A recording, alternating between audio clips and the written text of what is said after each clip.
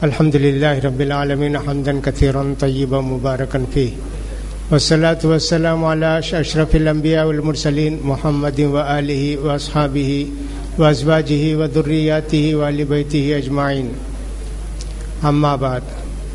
محترم حاضرین، چہارشنبے کے دن ہم لوگوں نے 11 اگست کو پہلی تراویح شروع کی اور آج 8 سپٹمبر کو چہارشنبے کے دن قرآن مجید کا مکمل ایک دورہ ہوا.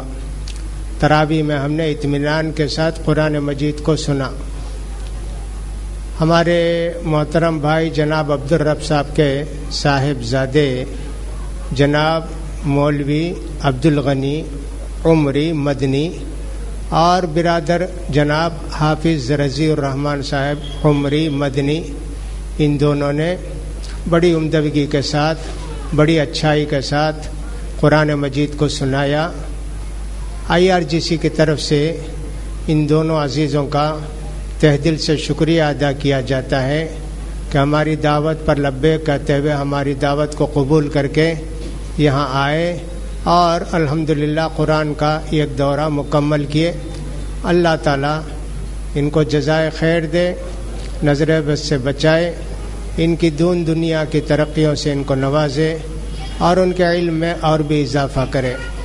اسی طرح ہمارے ایک بھائی مولوی عبدالغنی صاحب کے چچیرے بھائی حافظ ارشاد احمد عمری صاحب بھی 3 دن یہاں 2 4 رکعت پڑھائے. ہم لوگ ان کا بھی شکریہ ادا کرتے ہیں IRGC کی طرف سے کہ وہ اپنی اس سینٹر کو اپنا سمجھے اور آ کے یہاں اپنی تراویح سے ہم لوگوں کو مستفید ہونے کا موقع دیا. الحمدللہ قرآن مجید کا یہ دورہ مکمل ہوا.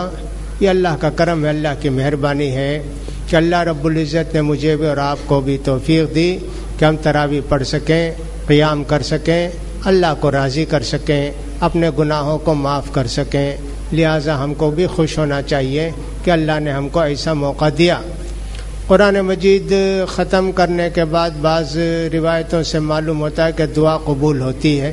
لہذا قرآن مجید ختم ہوا تو دعا بھی کی گئی اور آپ بھی اپنی طرف سے دعا کریں. یہ بھی ہے. عام طور پر مسجدوں میں ایسا ہوتا ہے کہ قرآن جب ختم ہوتا ہے تو بوندی اور شیرین وغیرہ تقسیم کی جاتی ہے.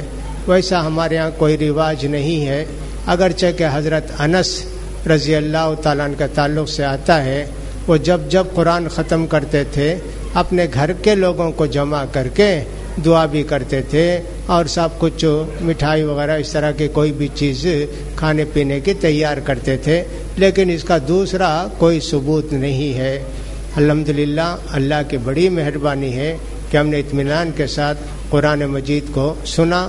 سمجھے نہیں سمجھے کوئی بات نہیں، کھڑے ہونے کا، رکوع کرنے کا، سجدہ کرنے کا، سننے کا اللہ تعالی ہم سب کو ثواب دے گا.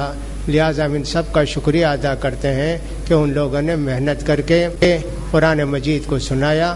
قرآن مجید اللہ کی پیاری کتاب ہے، اس کا پڑھنا بھی برکت، اس کا سننا بھی برکت، اس کا تلاوت کرنا بھی برکت، اور کوئی بھی چیز سے متعلق ہو سب خیر و برکت ہی خیر و برکت ہے. لہٰذا ایسا موقع اللہ نے ہم کو دیا، ہم اللہ کا شکر ادا کرتے ہیں اور ان عزیزوں کا شکریہ ادا کرتے ہیں. وقت آج بہت کم رہ گیا ہے، 2 بیان ہونا چاہیے. اب 2 بیان ہوں گے کہ نہیں ہوں گے ہم کہہ نہیں سکتے، اس لیے مختصر طور پر کچھ نہ کچھ باتیں ہم آپ کے سامنے رکھتے ہیں. معلوم یہ ہوتا ہے کہ یہ اس رمضان کا تراویح کے بعد کا آخری بیان ہے. اگر کل تراویح ہو بھی تو تفسیر کا، سیرت کا بیان نہیں ہوگا، بلکہ عید کے مسائل بیان کیے جائیں گے. زیادہ گمان غالب یہ ہے کہ جمعے کو عید ہے، اس لیے کہ کل کے سورج اور چاند کے ڈوبنے میں 36 منٹ 30 پر 6 منٹ کا فرق ہے. عام طور پر چاند نظر آ جاتا ہے ایسی صورت میں. لہٰذا ایسے معلوم ہوتا ہے کہ کل شام کو ہم لوگ چاند دیکھ لیں گے اور سب عید منائیں گے جمعے کے دن کو. اور اگر چاند نہیں نظر آیا کہیں بھی تو ہم 30 دن پورے کریں گے، پورے کرنے کے بعد عید منائیں گے. لہٰذا کل کا انتظار ہوگا. اللہ رب العزت ایسے انتظام کیا ہے کہ چاند نظر آئے تو ہم عید منائیں، چاند نظر آئے تو ہم روزہ شروع کریں، تو لہٰذا کل چاند دیکھنے کی کوشش کرنی چاہیے۔ لہٰذا آج کا یہ آخری بیان ہے سیرت مبارکہ کا بھی، اور صاحب وہ جو تاخرات کا یا کہ آخری کے 9 راتوں کا بیان ہوتا تھا 10 راتوں کا، وہ سمجھے کہ آخری بیان ہے۔ نبی کریم صلی اللہ علیہ وسلم اپنی پوری زندگی خدا کے لیے وقف کیے ہوئے تھے، دین کی باتوں کو سب کو پہنچایا اور خوب وضاحت کے ساتھ پہنچانا ہی نہیں، عمل کر کے بھی بتایا، اور دنیا کے واسطے ایک نمونہ بھی چھوڑ کر گئے۔ آپ نے فرمایا کہ میں نے تم کو ایسے چھوڑا ہے دین کے معاملے میں، رات اور دن برابر ہے، کوئی بھی شبہ شک اندھیرا نہیں ہے، یہاں دین بالکل کلیئر کٹ ہے۔ اس طرح پیارے نبی صلی اللہ علیہ وسلم نے دین ہم کو بتایا، دین ہم کو سمجھایا، دین ہم کو سکھایا، دین کی امانت دے کے چلے گئے، اور فرمایا کہ میں نے جو کچھ بتایا ہے اور اللہ کی کتاب کو، میری باتوں کو تم مضبوطی سے تھامو گے تو کبھی گمراہ نہیں ہوگے۔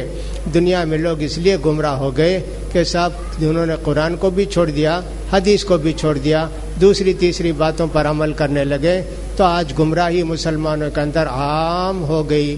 یہ بہت ہی افسوسناک بات ہے۔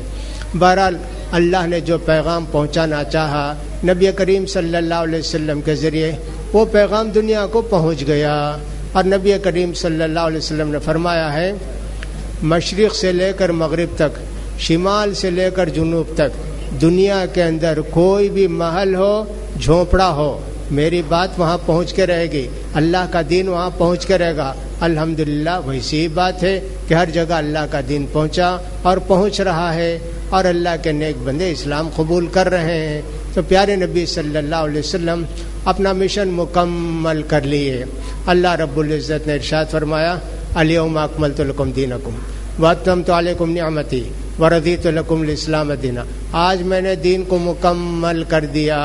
نبی کریم صلی اللہ علیہ وسلم جب پہلا اور آخری حج کیے، جن کو حجۃ الوداع کہتے ہیں، اس وقت عرفے کے موقع میدان میں یہ آیت مبارکہ نازل ہوئی، تو لہٰذا سمجھ گئے، عمل ہو گیا۔ بہت کم لوگ سمجھے اس کا معنی مطلب، لیکن دین کا مکمل ہو گیا۔ اب مکمل ہونے کے بعد اللہ کے پیارے رسول کی اس دنیا میں رہ کے کیا کرنا ہے؟ اللہ کا بلاوا آپ کو آ گیا۔ نبی کریم صلی اللہ علیہ وسلم حج کر کے آئے، تقریباً 2.5 مہینہ گزرا، آپ بیمار پڑ گئے۔ ربیع الاول کی پہلی تاریخ تھی، حضرت میمونہ رضی اللہ عنہ کے گھر میں آپ تھے۔ آپ 7 ہجری میں ایک یہودی عورت نے آپ کو زہر کا گوشت کھلایا تھا۔ سلام بن مشکم ایک آدمی تھا، وہ قتل کیا گیا تھا، اس کی بیوی نے آپ کو زہر کا گوشت کھلایا تھا۔ اگرچہ کہ اللہ کے پیارے رسول منہ میں لیتے ہی تھوک دیے، لیکن ہمیشہ آپ کے داڑھ میں درد رہتا تھا۔ لیکن اب حج کر کے واپس آئے تو آپ کی ایک دوسری بیماری بھی شروع ہو گئی، پریشانی شروع ہو گئی۔ اللہ کے پیارے رسول صلی اللہ علیہ وسلم نے پیاری بیویوں سے اجازت چاہی کہ میں حضرت عائشہ کے گھر میں رہتا ہوں۔ سب لوگوں نے خوشی سے اجازت دے دی، تو اللہ کے پیارے رسول صلی اللہ علیہ وسلم بیمار ہونے کے بعد حضرت عائشہ رضی اللہ تعالیٰ عنہ کے گھر میں رہتے تھے۔ 5 دن گزرے کہ اللہ کے پیارے رسول صلی اللہ علیہ وسلم نے سوچا کہ اب جا کے نماز پڑھائیں گے۔ غسل کیے، نہائے، بار بار نہائے، گئے جا کے مسجد میں نماز پڑھائے، ممبر پر بیٹھے۔ پھر آپ نے تقریر کی اور فرمایا کہ اللہ نے بندے کو اجازت دی، چاہے تو دنیا میں ناز و نعمت کے ساتھ خوشی کے ساتھ رہو، یا پھر آخرت کی زندگی اختیار کر لو جو کبھی ختم نہیں ہونے والی ہے۔ تب صحابہ نے یہ سمجھا کہ ہر مسلمان کو اللہ نے یہ کہا ہے دنیا میں رہنا چاہتے ہو رہو، نہیں ہمارے پاس آ کے ہماری نعمتوں سے فائدہ اٹھانا چاہتے ہو کیا اٹھاؤ۔ اللہ کے پیارے رسول صلی اللہ علیہ وسلم کی اس بات کو سن کے حضرت ابو بکر بہت روئے۔ معلوم ہو گیا کہ اللہ کے پیارے رسول کو اللہ کا بلاوا بس آنے ہی والا ہے۔ لہذا نبی کریم صلی اللہ علیہ وسلم نے تقریر فرمائی، نصیحت فرمائی، کہا کہ خبردار میری قبر کو بت نہیں بنا لینا، پوجا نہیں شروع کرنا میرے قبر کی. اللہ کی لعنت ہو یہود و نصارہ پر جنہوں نے اپنے نبیوں کی قبر کو وہ بنا لیا، عبادت گاہ بنا لیا. یہ آپ نے ایسی تقریر کی اور لوگوں کو سمجھایا. 5 دن گزرے نا، پھر چھٹے دن آپ نے کہا مومنوں مسلمانوں اللہ کے ساتھ ہمیشہ حسن ظن رکھو، اللہ تعالیٰ معاف کر دے گا گناہوں کو معافی چاہنے سے، ایسا خیال رکھو. پھر 7ویں دن ایسا ہوا کہ نبی کریم صلی اللہ علیہ وسلم نے پھر بھی مسجد جانے کی کوشش کی اور کسی طرح کچھ صحابہ کو سہارا بنا کے مسجد میں تشریف لے گئے. حضرت علی بھی تھے، حضرت عباس بھی تھے، دونوں اللہ کے پیارے رسول کو پکڑ کے لے گئے. اتنے دن جو اللہ کے پیارے رسول مسجد کو نہیں آتے تھے، کہا ابو بکر سے کہو نماز پڑھائیں گے. ابو بکر رضی اللہ تعالیٰ نماز پڑھاتے تھے. اگرچہ حضرت عائشہ نے کہا ابو بکر نماز پڑھائیں گے، روتے بہت ہیں، لوگوں کو ان کی قرات سمجھ میں نہیں آئے گی. کہا نہیں، ابو بکر ہی نماز پڑھائیں گے. ابو بکر ہی نماز پڑھاتے رہے. اب جب 7ویں تاریخ کو اللہ کے پیارے رسول صلی اللہ علیہ وسلم آئے، حضرت عباس اور حضرت علی کا سہارا لے کے حضرت ابو بکر ہٹنے لگے. اللہ کے پیارے رسول نے کہا، اشارہ کیا، نہیں نہیں اپنی جگہ رہو. اللہ کے پیارے رسول حضرت ابو بکر کے بازو بیٹھ گئے. اللہ کے پیارے رسول نے نماز پڑھائی، حضرت ابو بکر کھڑے ہو کے نماز پڑھے. سارے لوگوں نے اقتدا کی. یہ آپ کی آخری نماز تھی. اس کے بعد پھر آپ نے نماز نہیں پڑھائی، پھر گھر کو چلے آئے. اب ایسا تھا کہ اس کے 12 ربیع الاول کو اللہ کے پیارے رسول صلی اللہ علیہ وسلم یہ وفات سے ایک دن پہلے یعنی 11 ربیع الاول کو اللہ کے پیارے رسول صلی اللہ علیہ وسلم کے پاس جتنے غلام تھے سب کو آزاد کر دیا کہ صاحب چلے جاؤ، اب تمہاری غلامی ختم. وہ خوشی سے رہتے تھے اللہ کے رسول کے پاس. یہ آپ کے پاس جو کچھ تھا سب آپ نے صدقہ کر دیا، غلاموں کو آزاد کر دیا. اللہ کے پیارے رسول صلی اللہ علیہ وسلم اب اللہ کے پاس جانے کے لیے تیاری کرنے لگے. دوسرے دن 12 ربیع الاول کو صبح کے 8-9 بجے اللہ کے پیارے رسول صلی اللہ علیہ وسلم فجر کی نماز میں پردہ ذرا لٹکا کے صحابہ کو دیکھے. صحابہ خوش ہو گئے، نماز چھوڑ کے سب آ جانا چاہتے تھے آپ کے پاس کہ اللہ کے رسول صلی اللہ علیہ وسلم کا مبارک چہرہ نظر آ رہا ہے. لیکن اللہ کے پیارے رسول صلی اللہ علیہ وسلم کو خوشی ہوئی کہ میری امت کے لوگ جمع ہو کر نماز پڑھ رہے ہیں، لہٰذا پھر گھر کو تشریف لے گئے. 10-11 بجے کا وقت ہوگا کہ آپ کی تکلیف بڑھ گئی. حضرت فاطمہ رضی اللہ تعالیٰ عنہ آئی. آنے کے بعد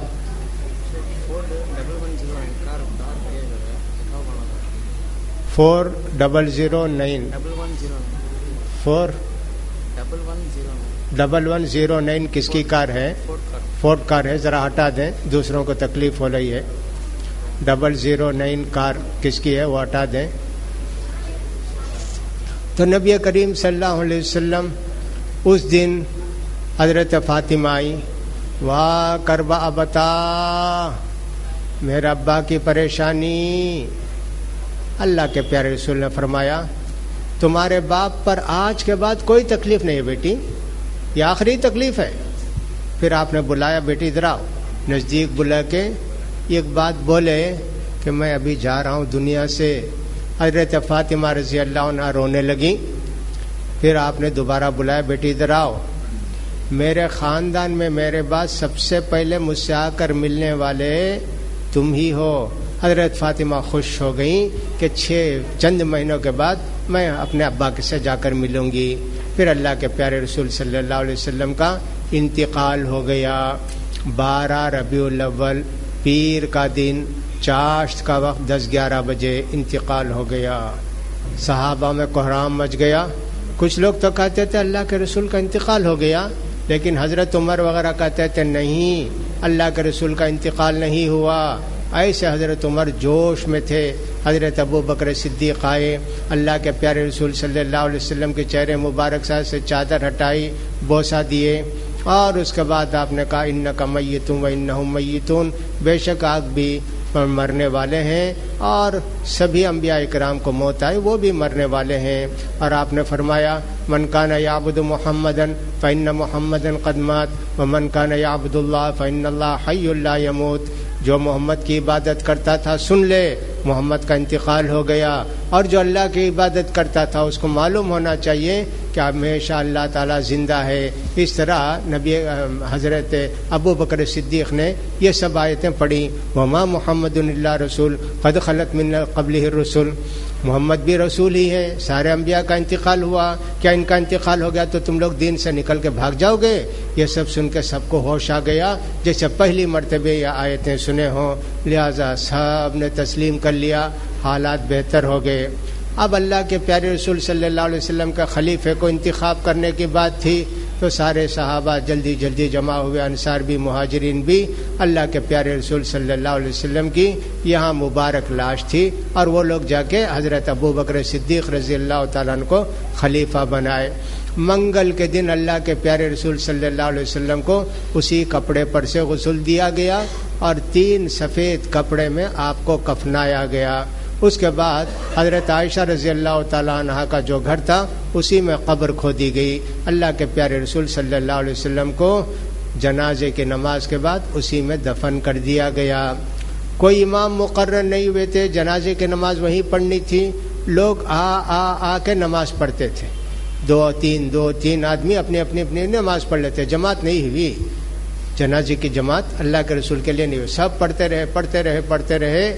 پہلے مرد لوگ آئے، اس کے بعد عورتیں آئیں، اس کے بعد بچے آئے، اس کے بعد 4 شنبے کے دن رات میں اللہ کے پیارے رسول صلی اللہ علیہ وسلم کو دفن کیا گیا۔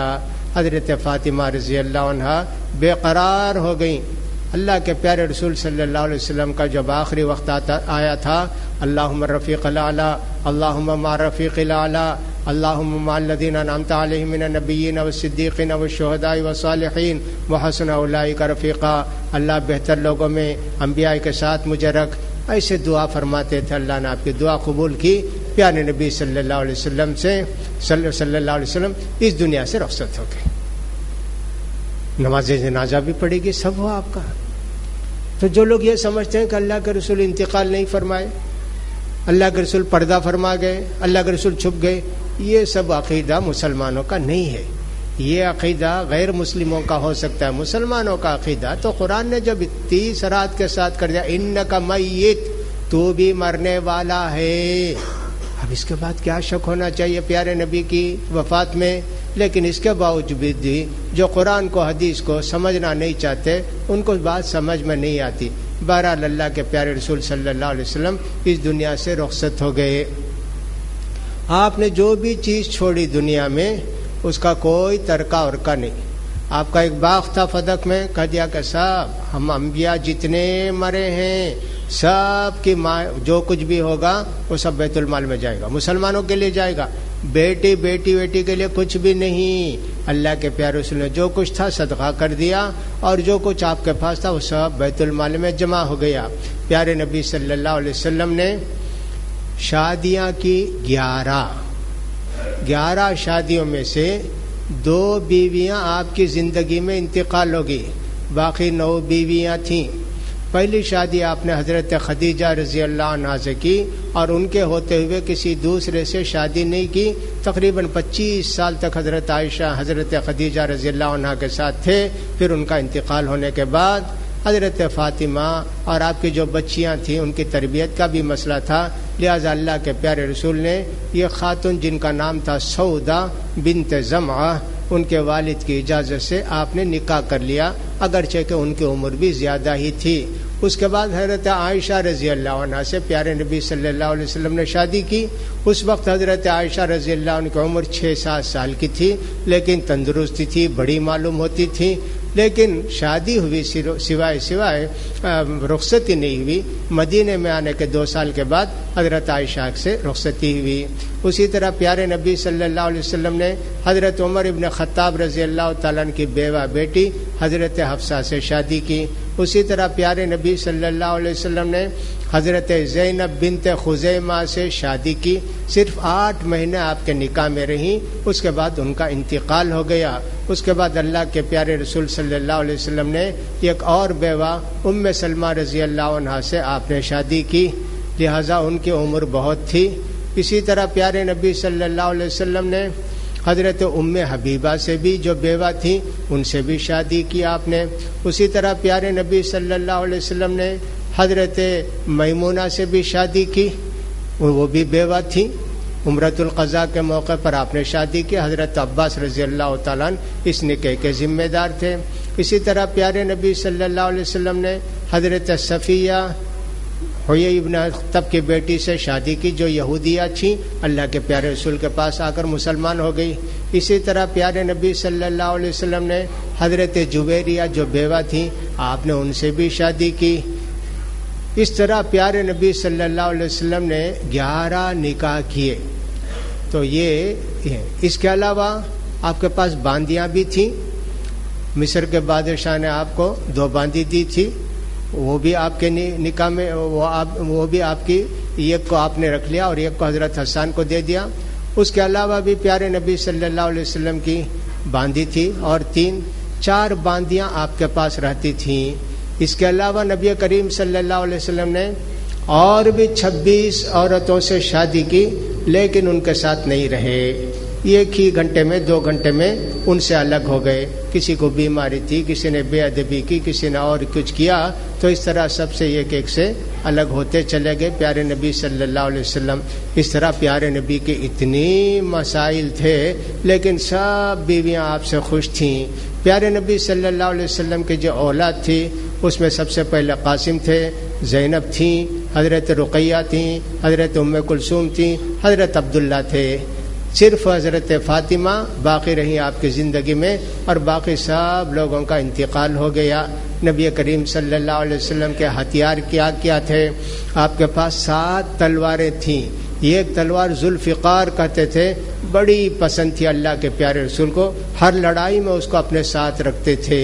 تو 7 تلواریں تھیں، 3 لوہے کی قمیصیں تھیں جن کو زرہ کہتے ہیں، اور لوہے کی ایک ٹوپی بھی تھی، اور اس کے علاوہ نیزے 5 تھے، اور صاحب وہ جو تیر کمان وہ بھی اللہ کے رسول کے پاس تھے، ہتھیار پورے اللہ کے رسول کے پاس تھے، اور صاحب جنگوں میں آپ شریک ہوتے تھے۔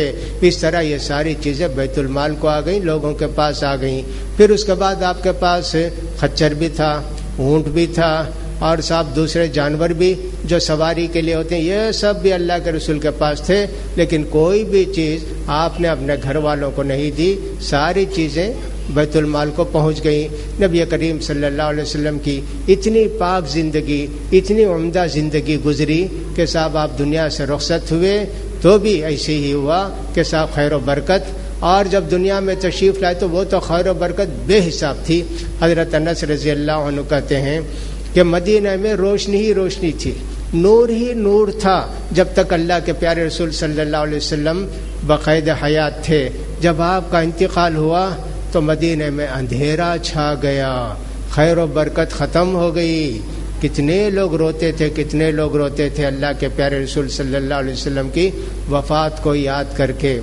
دوسری بات حضرت عائشہ رضی اللہ عنہا کہتی ہیں، میں سمجھتی تھی کہ جو آدمی برا ہوتا ہے وہ مرتے وقت بہت تڑپتا ہے، بہت تکلیف ہوتی ہے، لیکن میں نے اللہ کے رسول صلی اللہ علیہ وسلم کو دیکھا کہ وفات کے وقت میرے ہی سینے میں اور میری ران پر آپ کا سر مبارک تھا، لیکن اللہ کے پیارے رسول کی اتنی تکلیف ہوتی تھی کہ پانی میں ہاتھ ڈالتے، چہرے پر ملتے، اوڑھ لیتے، پھر ہٹا دیتے، ایسی ہی تکلیف میں تھی۔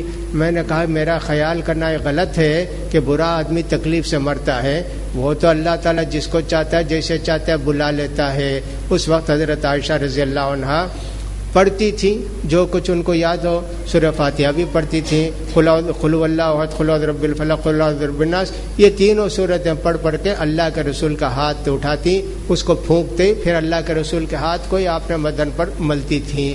اس طرح پیارے نبی صلی اللہ علیہ وسلم چھوڑ کر گئے اپنی زندگی کے بعد 11 بیویوں کو، اور ان کے کمرے سب مسجد کے بازو تھے، چھوٹے چھوٹے گھر تھے.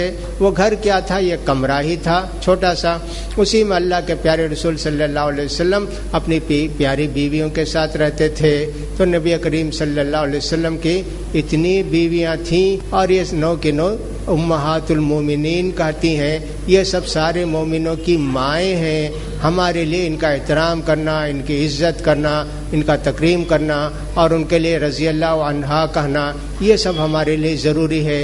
پیارے نبی کی پیاری بیویوں سے محبت کرنا پیارے نبی سے محبت کرنا ہے. پیارے نبی صلی اللہ علیہ وسلم کے خاندان والوں سے محبت کرنا پیارے نبی صلی اللہ علیہ وسلم سے محبت کرنا ہے.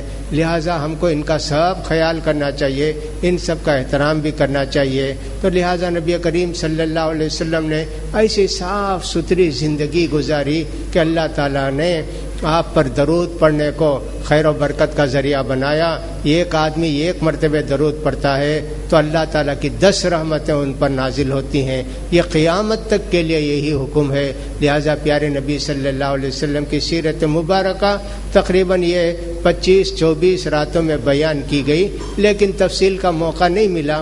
جو کچھ مختصر بیان کر سکتے تھے ہر طرح ان کو بیان کرنے کی کوشش کیے. اور آج ہم نے گویا پیارے نبی صلی اللہ علیہ وسلم کی وفات کے تعلق سے چند باتیں کہہ کے پیارے نبی صلی اللہ علیہ وسلم کی سیرت مبارکہ کے اس باب کو، اس پہلو کو ختم کیا. لیکن پیارے نبی صلی اللہ علیہ وسلم کی سیرت ہمارے لیے نمونہ ہے، ہمارے لیے خیر و برکت ہے. پیارے نبی کی صلی اللہ علیہ وسلم کی سیرت کی کتابوں کو پڑھنا، ان کا مطالعہ کرنا، یہ بھی خیر و برکت کا ذریعہ ہے. اللہ کے پیارے رسول صلی اللہ علیہ وسلم کو اللہ تعالیٰ نے ایسی جماعت دی کہ کسی نبی کو ویسی جماعت نہیں ملی. اس لیے کہ صحابہ اکرام اپنی جان چھڑکتے تھے، اللہ کے پیارے رسول صلی اللہ علیہ وسلم کی ایک ایک سنت پر عمل کرتے تھے. اللہ کے پیارے رسول صلی اللہ علیہ وسلم کو ایسا زندہ نقشہ ہمارے سامنے چھوڑا کہ آپ کی ناک کیسی تھی، آپ کا چہرہ کیسا تھا، آپ کی پیشانی کیسی تھی، آپ کا سینہ کیسا تھا، آپ کا ہاتھ کیسا تھا، آپ کے بال کیسے تھے. کون سی بات نہیں ملتی ہم کو سیرت کی کتابوں میں؟ سب ہے. شمائل کے نام سے لوگوں نے کتابیں لکھی کہ اللہ کے پیارے رسول صلی اللہ علیہ وسلم کا نقشہ اور حلیہ کیسے تھے، کیسا تھا. پیارے نبی صلی اللہ علیہ وسلم نے ایک مرتبہ فرمایا، جو آدمی مجھے خواب میں دیکھتا ہے وہ مجھے ہی دیکھتا ہے، شیطان میری شکل صورت میں آ نہیں سکتا. اب اس کے متعلق لوگوں نے کہا کہ صاحب صحابہ دیکھے تھے، صحابہ اگر دیکھے اللہ کے رسول کو تو دیکھتے تھے اور صاحب وہ خواب میں ان کو ایسا نظر آتے تھے. ہم کیسے اللہ کے رسول کو دیکھیں گے؟ کیسے معلوم ہوگا کہ اللہ کے رسول ہیں؟ کیا ہوگا؟ ایسے لوگوں نے کہا. تو دیکھیے اللہ کے پیارے رسول صلی اللہ علیہ وسلم کا حلیہ ہمارے سامنے ہوگا. آپ کا سینہ ایسے تھا، آپ کی داڑھی ایسی تھی، آپ کے بال ایسے تھے، آپ کا چہرے کا رنگ ایسا تھا، فلاں تھا فلاں تھا. گویا ایک نقشہ ہمارے سامنے پیارے رسول کا آ جاتا ہے. اگرچہ ہم نے پیارے رسول کو دیکھا نہیں، لیکن ایک تصور آ جاتا تھا کہ اللہ کے پیارے رسول صلی اللہ علیہ وسلم ایسے ہیں. لہٰذا اس لیے حدیث میں آئے کہ جس نے مجھے دیکھا وہ مجھے دیکھے گا بھی آیا، اور جس نے دیکھا اور اس نے صحیح دیکھا یہ بھی آیا. لہٰذا شیطان اللہ کے پیارے رسول صلی اللہ علیہ وسلم کی شکل صورت میں نہیں آ سکتا. اور یہ کس کو نظر آئیں گے خواب؟ ان کو جو سنت کے پابند ہوں گے، دین کے پابند ہوں گے، توحید پر عمل کرنے والے ہوں گے. آج دنیا کے اندر عام طور پر مشہور ہو گیا جو بدعتی ہوتا ہے، جو خرافی ہوتا ہے، جو قبر پرست ہوتا ہے، جو بے نمازی ہوتا ہے، وہ کہتا کہ اللہ کے رسول بشارے میں آئے، اللہ کے رسول بشارے میں آئے. ایسے غلیظ انسان کے پاس اللہ کے پیارے رسول تشریف لائیں گے کیا؟ کبھی نہیں لائیں گے. پتہ نہیں کیوں کہتے ہیں. بعض لوگوں نے وظیفہ بھی لکھ دیا کہ اگر درود 3660 پر 6 مرتبہ یہ درود پڑھیں گے تو اللہ کے رسول خواب میں ان کو نظر آئیں گے. گویا کوئی جادو ہو گیا کہ صاحب اللہ کے رسول کو رسی ڈال کے کھینچ کے بلا لیں اور خواب میں دیکھ لیں. یہ سب بکواس ہے، بیہودہ باتیں ہیں. لہٰذا جو آدمی کہتا ہے کہ صاحب میں نے اللہ کے رسول کو خواب میں دیکھا، یقین نہ کیجئے، اس کی زندگی کا جائزہ لیجئے. کتنے بڑے بڑے علماء محدثین تھے، انہوں نے ایک مرتبہ ذکر کیا کہ اللہ کے رسول کو میں نے خواب میں دیکھا. کبھی نواب صدیق حسن صاحب نے کہا کہ میں نے اللہ کے رسول کو خواب میں دیکھا. حدیث کی کتابوں کو چھاپنا، عام کرنا، وہی ان کا مشن ہی تھا. نواب تھے، بے حساب دولت تھے بھوپال کے نواب. ان کی بیوی جو ہے رانی تھی وہاں کی. دنیا کی دولت انہوں نے خرچ کی حدیث کی کتابوں کو چھاپنے اور تقسیم کرنے کے لیے۔ امام بخاری رحمۃ اللہ علیہ نے بھی کہا کہ میں نے خواب میں اللہ کے رسول کو دیکھا۔ مولانا عبداللہ غازی پوری رحمۃ اللہ علیہ نے کہا کہ میں نے اللہ کے رسول کو دیکھا۔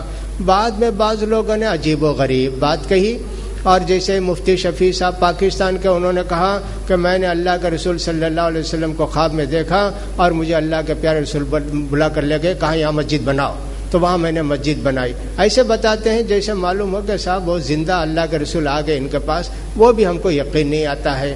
یہ ایک حکیم صاحب تھے، وہ ہمارے یہاں کے، وہ کہتے تھے کہ اللہ کے پیارے رسول میرے مطب کو آئے، ڈسپنسری کو آئے، آ کر بیٹھ کر بولے علاج کرو، تمہارا علاج بہت اچھا ہے۔ ایسے بھی ایک آدمی ابھی 10 سال پہلے بولے۔ یہ سب باتیں ہم کو یقین نہیں آتی ہیں کہ اللہ کے رسول اتنے سستے ہو گئے کیا، جو چاہے اللہ کے رسول کو بلا لے اور چاہے اپنے گھر میں بیٹھا لے، ایسا نہیں سمجھ میں آتا ہے۔ لہٰذا صحابہ کرام نے اللہ کے پیارے رسول صلی اللہ علیہ وسلم کا ایسا نقشہ کھینچا ہے، کوئی بھی بات چھپی نہیں رہ سکتی ہے۔ کتنی باتیں ہیں، سب کتنے بال پکے تھے، کتنے دن میں آپ کٹنگ کرتے تھے، بال نکالتے تھے، ناخن کے متعلق بھی ایسے، ہر چیز کے متعلق اتنی تفصیل ہے کہ دنیا میں کسی بھی انسان کے تعلق سے اتنی تفصیل نہیں ہے۔ لہٰذا پیارے نبی صلی اللہ علیہ وسلم کی اتنی صاف ستھری زندگی، اتنی پاک زندگی، لوگ عقیدت تو بہت رکھتے ہیں اللہ کے پیارے رسول صلی اللہ علیہ وسلم سے۔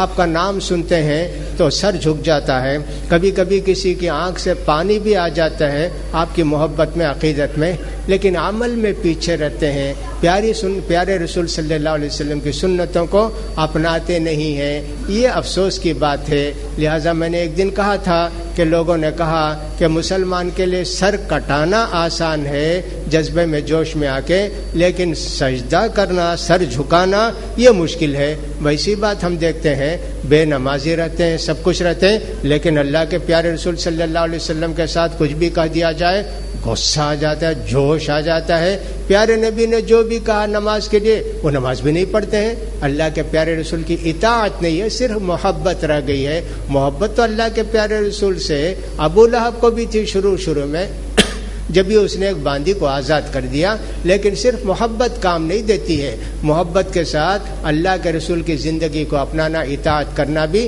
ہمارے لیے ضروری ہے۔ لہٰذا میرے بھائیوں، اللہ کے پیارے رسول صلی اللہ علیہ وسلم کی سیرت کو پڑھنے کی کوشش کرو، اپنی زندگی میں نافذ کرنے کی کوشش کرو۔ ہمارے ہاں بہت سے علماء نے اللہ کے پیارے رسول صلی اللہ علیہ وسلم کی سیرت کے متعلق کتابیں لکھی۔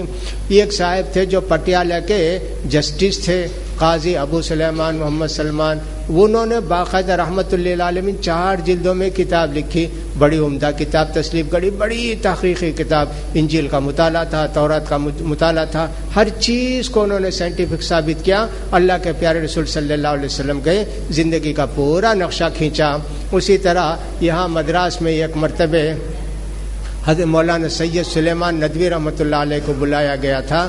انہوں نے یہاں کر خطبات مدراس کے نام سے 6 خطبے دیے، اللہ کے پیارے رسول صلی اللہ علیہ وسلم کی زندگی پر اتنے عمدہ خطبہ دیے کہ صاحب بار 20 مرتبہ کتاب اب تک چھپ گئی ہوگی، اس کا انگریزی میں ترجمہ ہوا، عربی میں ترجمہ ہوا، سب ہوا۔ مولانا شبلی رحمۃ اللہ علیہ ایک آدمی تھے اعظم گڑھ کے، بڑے عالم تھے، بڑے محقق تھے، ان کے ذہن میں بھی آیا کہ اللہ کے پیارے رسول صلی اللہ علیہ وسلم کی سیرت مکمل ہم کو لکھنا چاہیے۔ انہوں نے شروع کیا، لیکن ایک جلد بھی نہیں، چند لکھ سکتے کہ صاحب ان کا انتقال ہو گیا۔ انہی کے شاگرد مولانا سید سلیمان ندوی رحمۃ اللہ علیہ، انہوں نے 6 جلدوں میں اللہ کے پیارے رسول صلی اللہ علیہ وسلم کی سیرت کو مکمل کیا۔ آپ کے پورے اخلاق کیسے تھے، عادات کیسے تھے، آپ کو کیا پسند تھا، کیا نہیں پسند تھا، کتنی بھی، سب کچھ انہوں نے لکھ دیا۔ خاص کر اس کی جو 6ٹھی جلد ہے صرف اللہ کے رسول صلی اللہ علیہ وسلم کے اخلاق پر مشتمل ہے۔ اسی طرح قریب میں سعودی عرب کے علماء نے ایک 40 آدمی، تقریباً 30 آدمی دنیا کے جو سب سے ماہر سمجھے جاتے تھے، ان کی 30 آدمی کے قریب کمیٹی ایک بیٹھا کے یہ کتاب تیار کی ہے 12 جلدوں میں۔ ہر چیز کو اس میں بھی ثابت کرنے کی کوشش کی ہے کہ اللہ کے پیارے رسول صلی اللہ علیہ وسلم کی سیرت مبارکہ، سیرت طیبہ کیسی تھی. یہ کتاب سعودی عرب میں چھپتی ہے اور بڑے بڑے اداروں کو، علماء کو تحفے میں دی جاتی ہے نظرۃ النعیم کے نام سے. تو جس طرح قرآن کی تفسیر لوگ لکھتے تھکتے نہیں، اسی طرح پیارے نبی صلی اللہ علیہ وسلم کی سیرت مبارکہ لکھتے ہوئے بھی تھکتے نہیں ہیں. کتنی تحقیق ہو سکتی ہے، وہ سب تحقیق کے ساتھ سیرت کی کتابوں کو لکھنے کی کوشش کرتے ہیں. ایک مرتبہ سعودی عرب میں مقابلہ ہوا کہ سیرت پر ہر آدمی کتاب لکھے، جس کی کتاب سب سے اچھی ہوگی اس کو ملک فیصل کا انعام دیا جائے گا یا ایک رابطے کا انعام دیا جائے گا، اور 1,00,000 ریال کے قریب اعلان ہوا. ہمارے ایک دوست نے، ہمارے ایک ساتھی نے جو مبارک پور کے رہنے والے تھے، مولانا صفی الرحمان مبارک پوری، انہوں نے عربی میں کتاب لکھی اور جتنے لوگوں نے 300 سے زیادہ لوگوں نے اپنے تھیسس پیش کیے تھے، اس میں مولوی صفی الرحمان صاحب کی کتاب کو فرسٹ انعام کے لیے مقرر کیا گیا. ان کو انعام دیا گیا. الرحیق المختوم کے نام سے وہ کتاب چھپی اور صاحب اس کا انگریزی میں بھی ترجمہ ہو گیا اور اردو میں بھی ترجمہ ہو گیا. دیکھیے سیرت کی کتاب ہمیشہ لکھتے رہیں گے. سیرت کی کتاب لکھنے کا مطلب یہ ہے کہ اللہ کے رسول کی محبت جب بہت جوش میں آتی ہے تو آدمی سوچتا میں کچھ نہ کچھ لکھوں، کچھ بھی نہیں تو درود ہی پڑھتا رہوں. یہ اللہ کے رسول کے ساتھ محبت ہماری بڑھ جاتی ہے، عقیدت پیدا ہو جاتی ہے اللہ کے رسول سے. لہٰذا ایسی کتنی کتابیں لکھی گئیں. اللہ کے پیارے رسول صلی اللہ علیہ وسلم نے ایک ایک چیز کے متعلق بھی جو کام کیا اس کو الگ الگ بھی لکھا لوگوں نے. اللہ کے پیارے رسول نے حج کیسے کیا اس پر کتنے لوگوں نے کتاب لکھی. امام ابن حزم رحمۃ اللہ علیہ نے ایک موٹی کتاب لکھ دی کہ اللہ کے پیارے رسول کا حج کیسے ہوا، کب نکلے، کب مدینے کو واپس آئے. یہ پوری تفصیل آپ نے لکھ دی. اللہ کے پیارے رسول صلی اللہ علیہ وسلم نماز کیسے پڑھتے تھے، اللہ اکبر سے لے کے السلام علیکم رحمۃ اللہ تک، اس پر کتنے لوگوں نے کتابیں لکھ دی. بہت سے لوگوں نے کتابیں لکھی. اور آخر میں حضرت امام ناصر الدین البانی رحمۃ اللہ علیہ نے ایک کتاب لکھی صفت صلاۃ النبی، بہت مقبول ہوئی، بہت جگہ وہ چھپی. اور آج بھی ہم نے دیکھا کہ ہمارے برادر جناب نوشاد صاحب نے گائیڈ ٹو پریئر کے نام سے انگریزی میں کتاب کو چھاپا، جو عبد الکریم ثاقب صاحب جو لندن میں رہتے ہیں ان کی کتاب ہے، اور آج ان کو فری بانٹنے کا موقع ملا کہ اس مبارک موقع پر انہوں نے بانٹی. عام طور پر ایسے ہوتا ہے کہ جو چیزیں فری ملتی ہیں لوگ ان کو بہت زیادہ لے کر جاتے ہیں. قرآن میں آپ دیکھیں گے قرآن فری ملتا ہے تو قسم قسم کے قرآن ان کے الماری میں رہیں گے، پڑھتے کچھ نہیں، رکھے رہیں گے بہت سارے قرآن. لہٰذا ہم کو چاہیے کہ آپ لے جاتے ہیں 2 4 6 ٹھیک، لیکن اپنے دوستوں کو دیجئے اور ان سے فائدہ اٹھائیے. ورنہ یہ کتاب تو جائز ہے، 5 کتاب ناجائز ہے آپ کے لیے. 6 اگر آپ لے گئے ہیں، 10 لے گئے تو یہ کتاب جائز ہے، 9 کتاب ناجائز ہے. ہماری طرف سے آپ ان کو دوستوں کو دیتے ہیں، پڑھنے والوں کو دیتے ہیں، ہمارے ثواب میں آپ بھی شریک ہو جاتے ہیں. جو چھاپنے والے ہیں ان کے ثواب میں شریک ہو جاتے ہیں. لوگوں کی خواہش ہوتی ہے کہ اللہ کے پیارے رسول صلی اللہ علیہ وسلم کی نماز کیسی تھی وہ دوسروں کو بھی بتائیں. اس کے لیے آتھینٹک کتاب چاہیے تو لوگ لے جاتے ہیں، اپنے دوستوں کو دیتے ہیں تحفے کے طور پر. ان کو بھی ثواب ملے گا، ہم کو بھی ثواب ملے گا. لیکن ایسے لے جا کے گھر میں رکھنے کے لیے 5 6 10 نسخے لے جاتے ہیں تو یہ ان کے لیے جائز نہیں ہے. تو اس طرح اللہ کے پیارے رسول صلی اللہ علیہ وسلم کی ایک ایک چیز کے متعلق بھی لوگوں نے لکھا ہے. یہاں تک کہ اللہ کے پیارے رسول صلی اللہ علیہ وسلم کا جو ہے نماز کیسی تھی، حج کیسے تھا، روزہ کیسے رکھتے تھے، اس طرح ایک ایک چیز پر بھی سنت کے مطابق کیا ہے. ہمارے ایک بزرگ ہیں ریاض کے اندر محمد اقبال کیلانی کے نام سے، انہوں نے پورا ایک سیٹ ایسے نکالا ہے کہ صاحب اللہ کے رسول کی نماز، اللہ کے رسول کا حج، اللہ کے رسول کا روزہ، اس طرح بہت سے لوگوں نے الگ الگ چارٹ بھی لکھے. یہ سب کیا ہے؟ پیارے نبی صلی اللہ علیہ وسلم سے محبت کا تقاضا ہے. آپ سے عقیدت ہے کہ ہمارے اتنے پیارے نبی، اللہ نے ہم کو ان کی امت بنایا ہے. ہم نے اللہ سے نہیں کہا کہ پیارے نبی صلی اللہ علیہ وسلم کے ہم کو امتی بنایا، لیکن اللہ نے اپنی مہربانی سے اتنے بڑے، اتنے پیارے، اتنے محبوب، اتنے بزرگ، شفیع المذنبین کی امت میں ہم کو بنایا. اسی کا شکر زندگی بھر ادا کرتے رہیں تو حق ادا نہیں ہوگا ہمارے پیارے رسول صلی اللہ علیہ وسلم کا. لہٰذا عام طور پر لوگ یہ سمجھتے ہیں یہ جو وہابی ہوتے ہیں، اہل حدیث ہوتے ہیں، وہ سنت سے محبت نہیں کرتے، اللہ کے رسول سے محبت نہیں کرتے، وہ سب جو ایسے ہوتے ہیں۔ لیکن محبت کرنے والے یہ سمجھتے ہیں 12 ربیع الاول کو بریانی پکا کے جشن منا لیا، شور کر دیا تو اللہ کے رسول کی محبت کا حق ادا ہو گیا۔ ایسے غلط لوگ ہیں دنیا میں۔ ہم لوگوں کو اللہ کے پیارے رسول سے جو محبت ہے، جو عقیدت ہے، ہم دعوے کے ساتھ کہتے ہیں کہ یہ محبت اور یہ عقیدت کسی بھی دوسرے لوگوں کو حاصل نہیں ہے۔ فرق اتنا ہے کہ ہم اللہ کے رسول کا جو درجہ ہے اسے ایک تاگا بھی نہیں بڑھاتے ہیں۔ جو لوگ محبت کا دعویٰ کرتے ہیں اللہ کے پیارے رسول کا جو درجہ ہے اسے 2-2 کلومیٹر آگے چلے جاتے ہیں، یہاں تک کہ اللہ کے پیارے رسول کو یا اللہ ہی بنا دیتے ہیں، نعوذ باللہ۔ ہم ویسے نہیں ہیں۔ اللہ کے پیارے رسول صلی اللہ علیہ وسلم کی ایک ایک بات کو دیکھ کر آپ نے کیسے کر رہنے کے لیے کہا ہے، آپ سے کتنی عقیدت رکھنے کے لیے کہا، وہیں جا کے ہم رک جاتے ہیں، ایک تاگا بھی آگے بڑھنے کی کوشش نہیں کرتے ہیں۔ آپ کی سنتوں کو اپنانے کی کوشش کرتے ہیں، آپ کی باتوں کو اپنانے کی کوشش کرتے ہیں۔ ہمارے پاس پیارے نبی کے علاوہ کوئی بھی محبوب نہیں ہے ایسا۔ پیارے نبی کی ہر بات ہمارے لیے دلیل ہے، حجت ہے، دین ہے، شریعت ہے۔ ہم دوسروں کی باتوں کو نہیں دیکھتے ہیں، ولی نے کہا، پیر نے کہا، مرشد نے کہا، ہرے کپڑے والے نے کہا، کالے نہیں، ہم یہ نہیں دیکھتے ہیں۔ پیارے نبی کا درجہ اتنا ہے کیا کہ دوسروں کو بھی وہ درجہ دے دیں، اماموں کو بھی وہ درجہ دے دیں، مریدوں مرشدوں کو بھی وہ درجہ دے دیں۔ اللہ کے پیارے رسول کا درجہ اتنا اونچا کہ دین کے معاملے میں جو آپ نے فرما دیا، ہم کو سمجھ میں آئے تو بھی، سمجھ میں نہیں آئے تو بھی ہم اس پر عمل کرتے ہیں۔ لہٰذا لوگوں کا یہ الزام کہ یہ جو وہابی ہوتے ہیں اللہ کے رسول سے محبت نہیں کرتے، جھوٹا دعویٰ ہے، غلط دعویٰ ہے۔ ہم ایسے نہیں ہیں، اللہ کے پیارے رسول صلی اللہ علیہ وسلم سے محبت کرتے ہیں۔ آپ اس IRGC میں سالوں سے آ رہے ہوں گے، لیکن یہاں کبھی آپ نے دل عزیز کے ساتھ مذاق نہیں سوچا، رسول کے ساتھ مذاق نہیں سنا، اور کبھی رسول صلی اللہ علیہ وسلم کو ان کے درجے سے آگے بڑھانے کا بیان ہم نے نہیں کیا۔ عام طور پر سیرت کا آتا ہے، صرف اللہ کے پیارے رسول صلی اللہ علیہ وسلم کے معجزات بتاتے ہیں، ایسے معلوم ہوتا ہے کہ اللہ کے رسول صلی اللہ علیہ وسلم بہت بڑے جادوگر ہیں، یہ ہیں، یہ کر کے بتاتے ہیں، وہ کر کے بتاتے ہیں، اڑ کے بتاتے ہیں، کود کے بتاتے ہیں، ناچ کے بتاتے ہیں، ایسے سیرتیں بیان کرتے ہیں۔ اللہ کے پیارے رسول کی جو سیرت ہے، جو اخلاق ہے، اور آپ کا جو کردار ہے اور آپ کی جو قربانی ہے، اس کو بیان کرنے والے بہت کم لوگ ملیں گے آپ کو۔ اللہ کے مہربانی سے ہم لوگ ایسی ہیں۔ یہ سینٹر اسی مقصد سے قائم کیا گیا ہے کہ پیارے رسول صلی اللہ علیہ وسلم کا جیتا جاگتا نمونہ دنیا کو بتا سکیں۔ اللہ کے رسول سے محبت اگر ہم کو ہو جائے گی، ہم دنیا میں بھی کامیاب رہیں گے، آخرت میں بھی کامیاب رہیں گے۔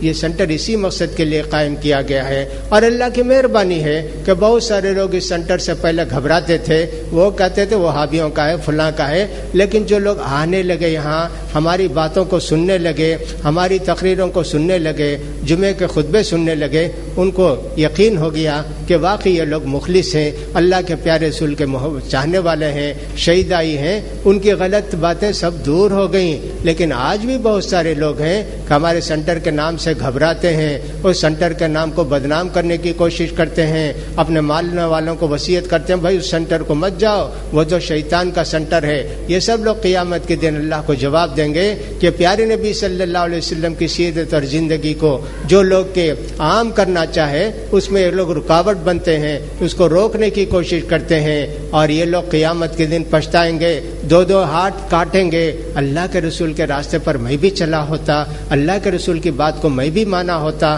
تو آج میرا یہ انجام برا نہ ہوتا۔ قیامت کے دن یہ لوگ بہت پچھتائیں گے۔ لہٰذا میرے بھائیوں، اللہ کے پیارے رسول سے محبت کرو، اللہ کے پیارے رسول کی اطاعت کرو، اللہ کے پیارے رسول کی سیرت مبارکہ کو پڑھنے کی کوشش کرو۔ اللہ کے پیارے رسول صلی اللہ علیہ وسلم کسی بھی سنت کو معمولی اور حقیر نہ سمجھو۔ جتنی محبت آپ کے دل میں اللہ کے رسول کی پیدا ہوگی، اللہ کے اتنے ہی آپ محبوب بن جائیں گے، اتنے ہی زیادہ آپ اللہ سے قریب ہو جائیں گے۔ پیارے رسول صلی اللہ علیہ وسلم کی ایک ایک دعا کو سیکھنے کی کوشش کرو کہ پیارے رسول کیا دعا پڑھتے تھے، کیا بتا کے گئے، اس طرح ہم کریں گے تو ہمارے دل کے اندر پیارے نبی کی محبت پیدا ہو جائے گی۔ اور پیارے نبی پر درود بھیجنا مت بھولو، روزانہ تھوڑا ٹائم نکالو، 5 منٹ ہی صحیح، 10 منٹ ہی صحیح، اگرچہ کہ 5 نماز میں ہم دعا پڑھتے ہیں اور سب درود پڑھتے ہیں، اور اس کے علاوہ نفل میں بھی، سنت میں بھی پڑھتے ہیں، لیکن اس کے علاوہ کچھ ٹائم نکال کے ہی اللہ کے رسول صلی اللہ اللہ علیہ وسلم پر درود بھیجتے رہنا چاہیے. بیٹھ جانا چاہیے 5 منٹ 10 منٹ 15 منٹ صرف رسول کریم صلی اللہ علیہ وسلم پر درود شریف پڑھتے رہیں.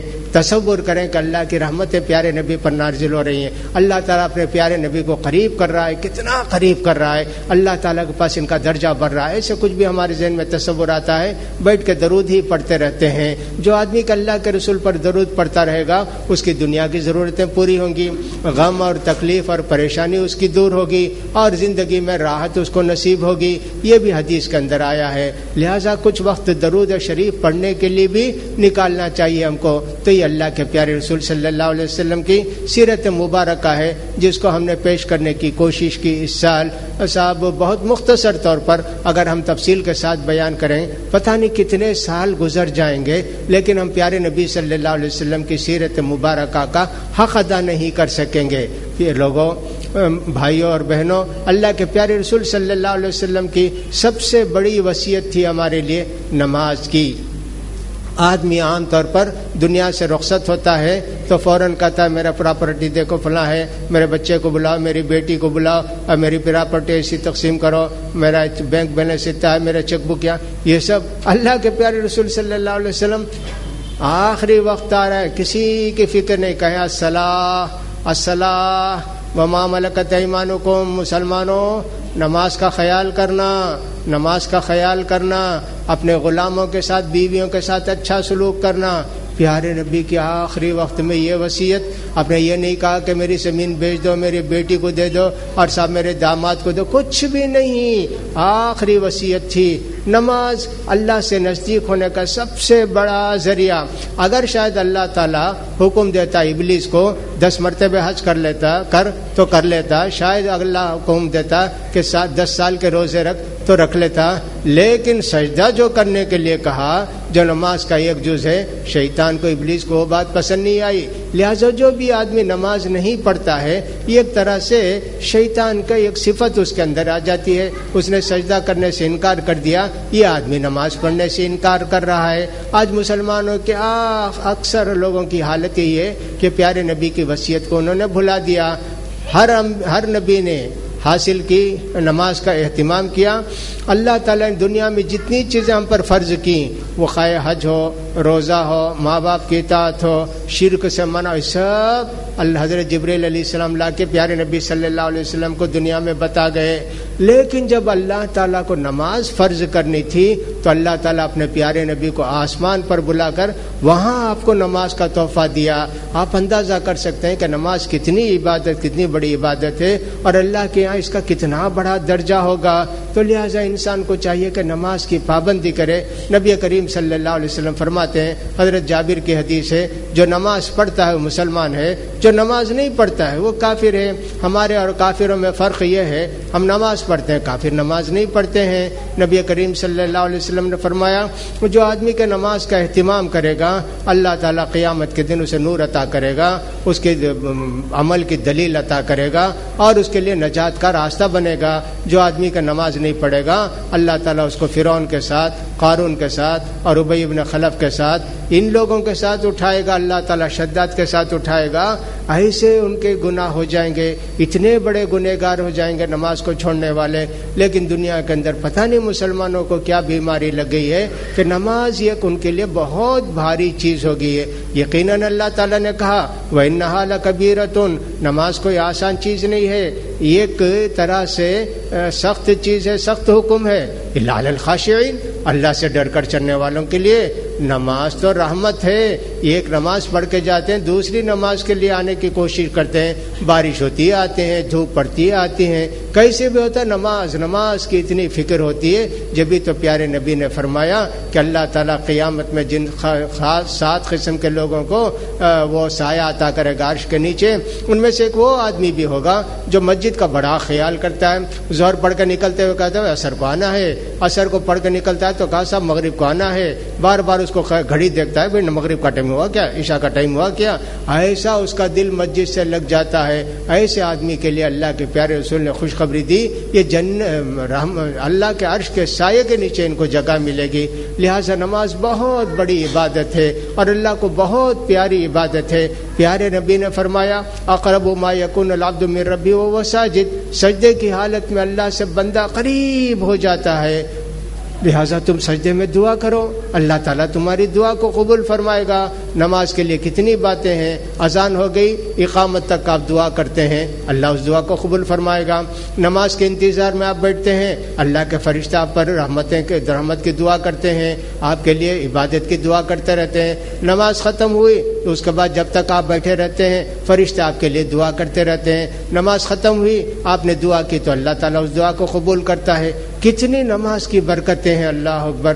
نمازی کا جسم پاک رہتا ہے، نمازی کے گھر پاک رہتا ہے، اس کا ڈریس پاک رہتا ہے، کتنا اہتمام نمازی کرتا ہے۔ اللہ تعالیٰ کو نماز اتنی پسند ہے کہ اللہ تعالیٰ نے سارے نبیوں پر نماز فرض کی، کوئی بھی نبی ایسے نہیں گزرے کہ جن کو نماز کا فرضیت نہ ہو، سارے انبیاء کرام پر اللہ تعالیٰ نے اس سے نماز کو فرض کیا تھا۔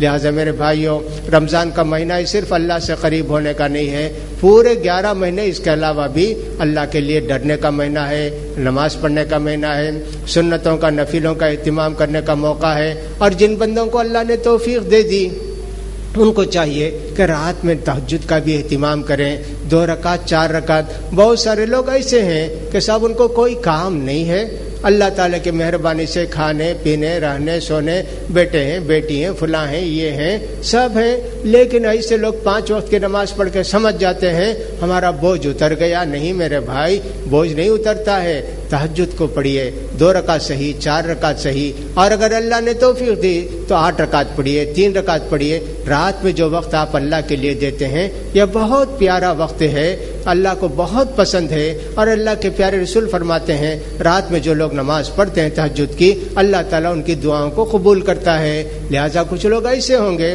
کہ صاحب ان کی آفس ہے، ان کی ڈیوٹی ہے، تہجد پڑھنے سے اس پہ سب فرق پڑے گا، ویسے لوگوں تو خیر رہنے دیجئے۔ لیکن دوسرے لوگ جن کو اللہ نے فارغ البالی عطا کی ہے، جو کہ صاحب کھانے پینے سے سکون ہے، کمانے کی کوئی حاجت ان کو نہیں ہے، کسی کو پینشن ملتا ہے، کسی کو بچے کما کے دیتے ہیں، بچیاں کما کے دیتی ہیں، ان کو تو چاہیے نا کہ صاحب اللہ کے لیے کل وقت دے، رات میں تہجد کی نماز پڑھیں، اللہ کو یاد کریں۔ ان سب باتوں کا خیال کرنا چاہیے۔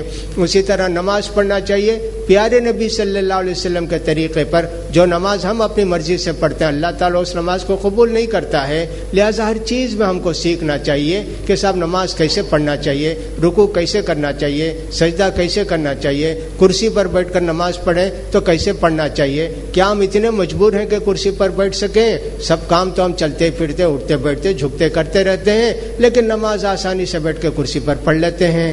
جن کو مجبوری ہے، کوئی پیٹ کی تکلیف ہے، کوئی پیٹ کی بیماری ہے، کسی کو کچھ اور تکلیف ہے تو ٹھیک ہے، لیکن جتنا ہو سکے نماز کو اس کے حکم کے مطابق پڑھنا چاہیے۔ صحابہ کرام میں سے کوئی بیمار ہو جاتے، چلنے کے لائق نہیں ہوتے، 2 صحابہ کو پکڑ کے مسجد کو لنگڑتے ہوئے رینگتے ہوئے آتے اور جماعت میں ان کو لا کے کھڑا کر دیتے۔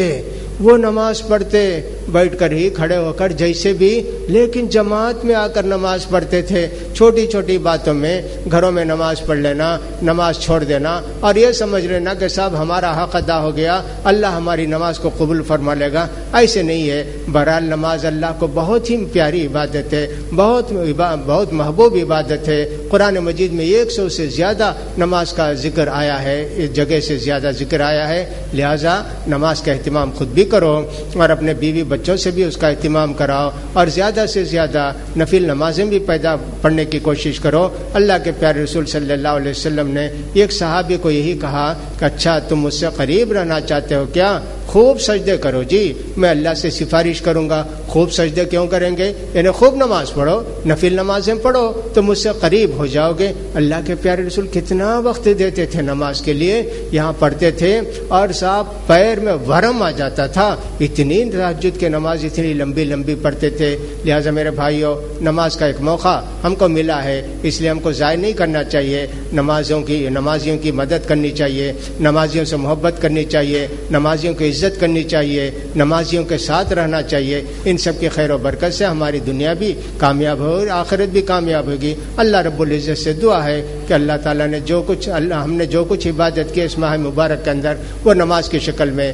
روزے کی شکل میں، صدقہ اور خیرات کی شکل میں، ان سب کو اللہ تعالیٰ قبول فرمائے اور آخرت میں ہماری نجات کا ذریعہ بنائے. اللہ تعالیٰ جب تک رکھے ہم کو مسلمان بنا کے رکھے، اور جب ہمارا آخری وقت ہے تو ایمان پر خاتمہ فرما دے. اللہ تعالیٰ ہم کو ہر کام پیارے نبی صلی اللہ علیہ وسلم کی سنت کے مطابق ادا کرنے کی توفیق نصیب فرمائے. اللہ رب العزت ہمارے دلوں میں پیارے نبی صلی اللہ علیہ وسلم کی محبت کو بھر دے.